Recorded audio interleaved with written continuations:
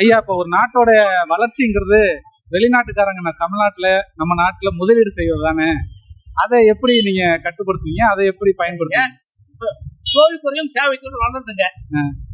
சேவைத்துறையில காகித பேப்பர் தான். தொழிற்சாலை இருந்து எதை சாப்பிடுவேன்? காய்கறிகளை தான். காய்கறி சாப்பிட்டா அவ இன்றைக்கு 1950 வந்து பார்த்தா மொத்த உள்நாட்டு உற்பத்தியில விவசாயத்தினுடைய பங்களிப்பு 54%. இன்றைக்கு வெறும் வந்து பார்த்தா 3%. ஆகவே தொழில்துறையும் சேவைத்துறையும் வந்து 97% பங்களிப்பு இருக்கும் போது விவசாயத்துறை வந்து பார்த்தா அதனுடைய மொத்த பொருளாதார உற்பத்தி 3%.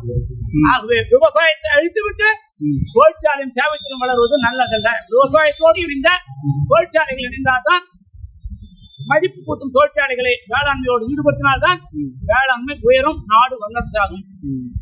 என்றால் தொழிற்சாலைகளை நீங்க பண்ணீங்கன்னாக்கா வியாபாரம் வந்து பார்த்தா நெல் விளை நிலத்துல வந்து பார்த்தா செல்லு விளையுது. செல்லு துணியா பருப்பு அடைஞ்ச நேரத்துல செருப்பு அடையுது. செருப்பு பண்ண முடியுமா? கரும்பு அடைஞ்ச நேரத்துல இரும்பு அடையுது. இரும்பு சொல்ல முடியுமா? தொழில் வளம் எல்லாம் வந்து பார்த்தா ஒரு மாயை. என்றைக்கும் வேளாண்மையோடு தொழிற்சாலை இணைந்து மதிப்பு தொழிற்சாலை நடத்தினால்தான் நாடு வல்லரசாகும்.